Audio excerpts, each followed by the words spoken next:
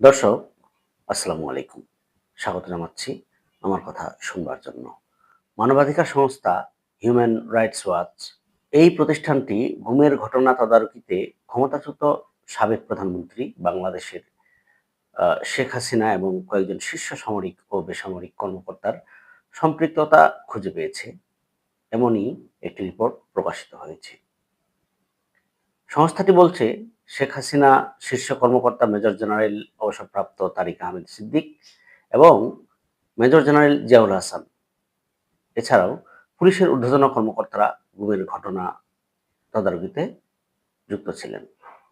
মার্কিন যুক্তরাষ্ট্রভিত্তিক মানবাধিকার সংস্থাটির সম্প্রতি প্রকাশিত after the monsoon revolution a roadmap to lasting security sector reform in Bangladesh শীর্ষক 50 পৃষ্ঠার একটি প্রতিবেদন প্রকাশ করেছে। এই প্রতিবেদনে এসব তথ্য উঠে এসেছে। জোরপূর্বক গুমের ঘটনা তদন্তকারী জাতীয় কমিশন 14 ডিসেম্বর তাদের প্রথম প্রতিবেদন প্রকাশ করে। এতে বলা হয়, শেখ হাসিনা সরকারের অধীনে 3,500-এর বেশি জোরপূর্বক গুমের ঘটনা ঘটেছে।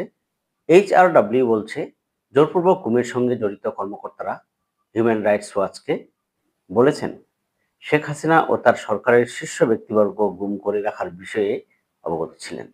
শেখ হাসিনা দেশ ছেড়ে পালিয়ে যাওয়ার পর 5ই আগস্ট পরবর্তী সময়ে তিনি যখন দেশ ছেড়ে দিল্লি পালিয়ে গেলেন, এরপর গোপন আটক কেন্দ্র থেকে 3 জনকে মুক্তি দেওয়া হয়েছিল এবং এই 3 জনের বিষয়ে কর্তৃপক্ষ বছরের পর বছর ধরে তাদের আটক রাখার কথা অস্বীকার করে আসছিল।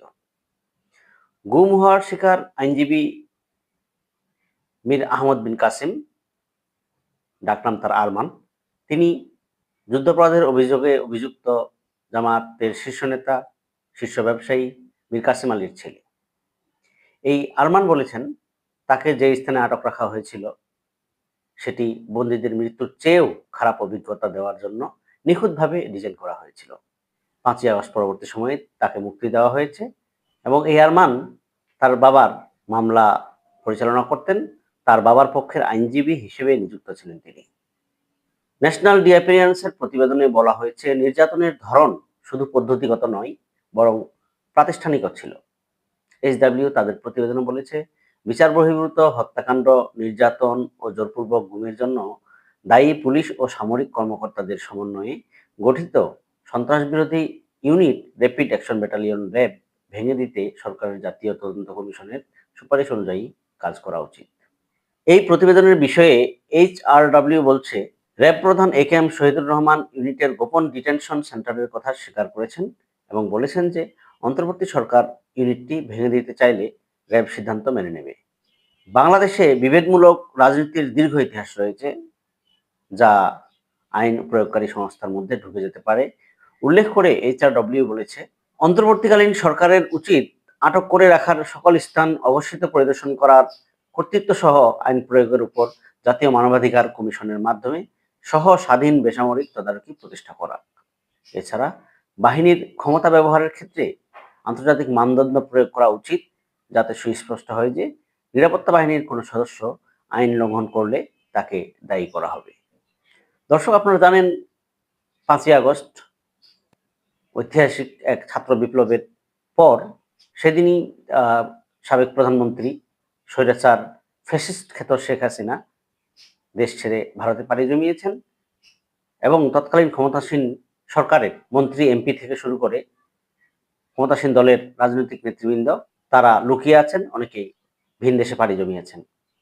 আর এরপরেই আমরা দেখেছি গুম হয়ে থাকা বেশ কয়েকজন, বিশেষ করে মীর কাসিম আলীর ছেলে আরমান, ব্যারিস্টার আরমান এবং অধ্যাপক গোলাম আজমের ছেলে অবসরপ্রাপ্ত ব্রিগেডিয়ার জেনারেল আব্দুল আমান আজমি সেই বন্দিশালা থেকে মুক্তি পান এবং পরিবারের মাঝে ফিরে এসেছেন।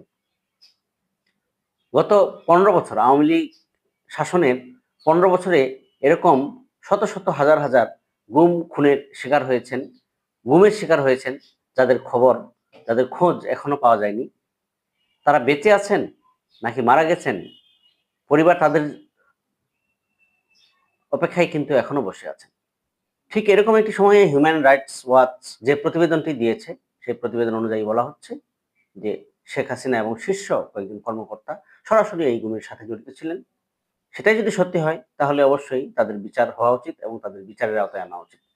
প্রকৃত দৃষ্টান্ত হয়ে থাক এই বিচার। আমরা সেটাই চাই। এখন এ পর্যন্ত। আল্লাহ হাফেজ। আসসালামু আলাইকুম।